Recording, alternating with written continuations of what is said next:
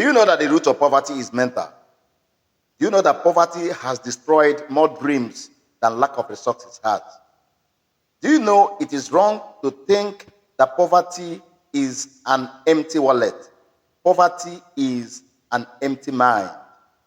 So when people hear about poverty, their mind goes to people who are putting on rag, cheap clothing, people who do not have gold, who do not have silver, people who are not driving posh cars, people who are not living in luxury homes. Those are people common definition of poverty. But poverty is more than this. All the things I've mentioned now are simply symptoms of poverty. Poverty is more than those symptoms. Now, the greatest battle of your life is not fought in the marketplace. It's fought in the inner thinking of your mind. And that's where your strength lies. Somebody said that every man falls and rises based on the strength of his inner thinking. Now, your thoughts shapes your perception, the way you see things. And their perception shapes your action. If you see yourself as being bound, that is the way you live, even in the midst of abundance, even in the midst of resources, even in the midst of opportunities, just because your mind is locked up as being bound. I remember reading Dr. Sam Adeyemi's book, The Third Revolution, where he shared the story of an elephant that was bound with chain, and after a while, the chains were removed. But because the elephant had all his life been limited to a particular radius, so even when the chains were removed, the mind of the elephant could not see beyond his immediate limitation.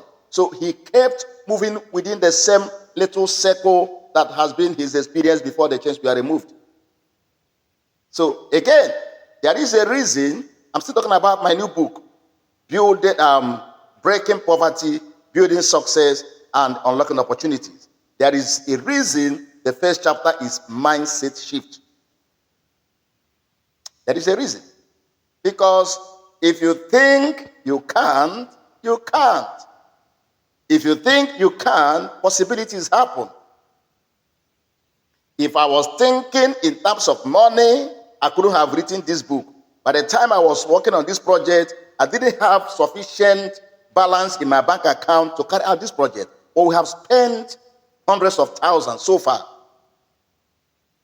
Yes. So if I considered money as the major factor, money is essential, it's important, but I started this book project with purpose, with vision, with idea that can transform people, that can transform systems and societies. But we were talking about poverty in terms of systemic factors.